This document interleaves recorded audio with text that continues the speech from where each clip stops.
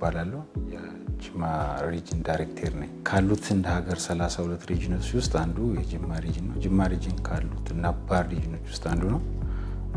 ከአዲስ አበባ 356 ገደማ ኪሎ ሜትር ላይ የሚገኝ ሲሆን በስሩ ደግሞ 14 ማዕከላትን ይዞ አገልግሎት እየሰጠ ነው የሚገኘው። በእነዚህ 14 ማዕከላት የጅማ ዞን ከአንድ ሁለት ዞኖች ወረዳዎች በስተቀር እንዲሁም ከቡኖ በደሌ ዞን አንድ ወረዳ ዲዴሳ ወረዳን አካሎ በእነዚህ 14ቱ ማዕከላት አገልግሎት እየሰጠን ነው የምንገኘው እና አጠቃላይ ወደ 142,000 ደንበኞች አክል ያደረሰ ሲሆን በቅድመ ክፍያ 13,000 ገደማ ደንበኞች ያሉን ነው።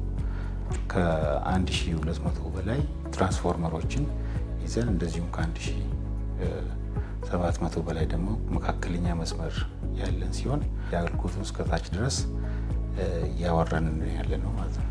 አዲስ ደንበኛ የመፈጠር ጉዳይ ላይ ብዙ ስራዎች እየተሰራ ነው ያለው። እነዚህን ስናስተናግድ በስታንዳርዱ መሰረት ነው።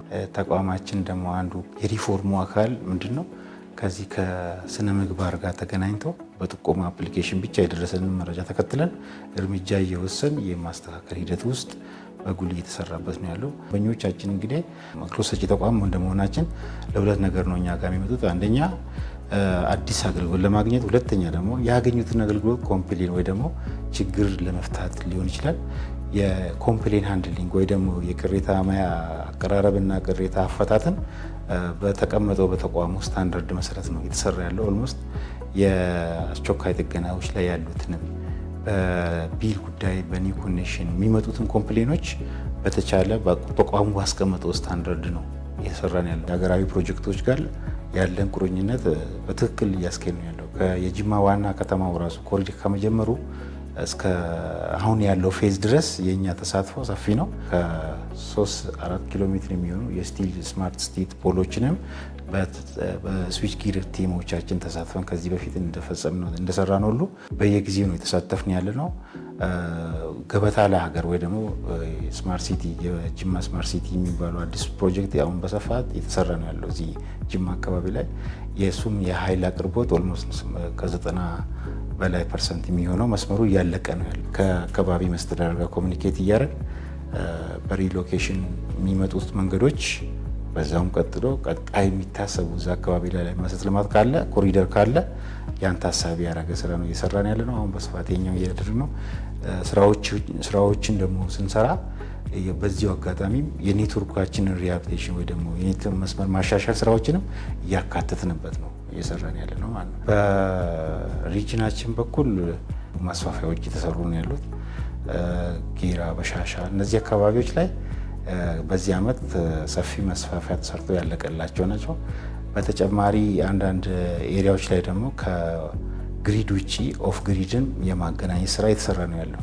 ከዚህ ውስጥ 6 ፕሮጀክቶች ኦልሞስት በኦፍ ግሪድ እየተንቀሳቀሱበት ነው። 3ቱ የጄኔሬሽን ሲስተማቸው አልቆ 3ቱ ደግሞ የኢንፍራስትራክቸር የመገጣጠም ስራ ላይ ናቸው ያሉት እና ከግሪድ ውጭም የኃይል ማገናኘት በሪጅኑ ላይ እንቅስቃሴ የተደረገ ነው ያለው በማስተባበሪያ ቢሮ በኩል ማለት ነው። በዚህ ዓመት ሞር ይሄ ቆጣሪን በአንድ ቀን ዘመቻ በስፋት በቅርንጫፎቻችን ላይ በማዕከላቶች ላይ ስንሰራበት የከረመበት ሂደት ነው ያለው። እዛም ላይም ደግሞ የማህበረሰቡ ፍላጎት ፖቴንሻሎች አሉ። ማህበረሰቡ በንቃት ተሳትፎ የመጣናቸውን የቆጣሪ በአንድ ቀን ኢኒሼቲቭ የመጠቀም እድላቸው እዛ ላይ ያየነው በጣም ፖቴንሻል እንዳለ ፍላጎት እንዳለ ነው። ያው ኢኒሼቲቭ ቆጣሪ በአንድ ቀን የሚለው ፓኬጁን ከዚህ በፊት ወይ ገምቶ አምጥቶ በአንድ ቀን መቅጠም ሊሆን ይችላል። እኛ ግን ያደረግነው ግምቱንም ሁሉንም ነገር በአንድ ሎጂስቲክ ወይ ደግሞ በአንድ መኪና ይዘን እዛው ባለንበት ስቶርማኑንም ሁሉንም ጀስት እንደ ኦፊስ ወስደን ነው ሌሎች ጋር ስንሰራ የነበረውና መስተንግዶ ላይ ያለው ነገር ከደንበኛ ስፔሻሊ አሁን ኢኒሼቲቭ ላይ ለምሳሌ ቆጣሪ በአንድ ቀን ላይ ትልቅ ፊድባክ ያገኘ ነው ምንድነው ቆጣሪ በአንድ ቀን ብዙ ነገርን ይቀርፋል። አንደኛ ቆጣሪ የለም ስቶር ላይ ያለ የለም የሚባል ነገር ቆጣሪን ሶስተኛ ወገን እንደ ሶስተኛ ወገን ገብቶ ይሄ ቆጣሪን ከስተመራችን አቢዝ የሚያደርገው ወይ ደግሞ እንደ ደላላ አክል መሀል ላይ የሚገባውን ኔትወርክ ያጠፋል። አንደኛ ቀጥተኛ ፍላጎትና ሪሶርስን ነው የምናገናኘው።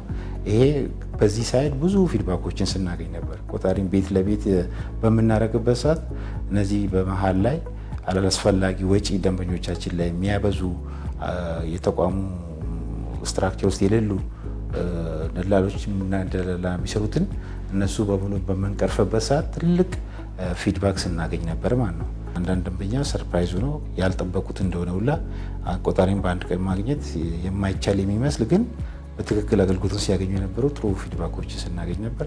በኃይል መቆራረጥ በኩልም ከዚህ በፊት ከፍተኛ ኃይል መቆራረጥ የሚያስቸግርብን ቦታ ላይ አሁን መሻሻሎችን ሲያሳዩ ከአድሚኒስትሬሽኑ ከአንዳንድ ስቴክ ሆልደሮቻችንም ኮምፔር እያደረጉ ከነበረብን ኃይል መቆራረጥ አሁን ላይ ያለው ትልቅ መሻሻል እንደሆነ ፊድባኮችን እያገኘን ነው ያለው።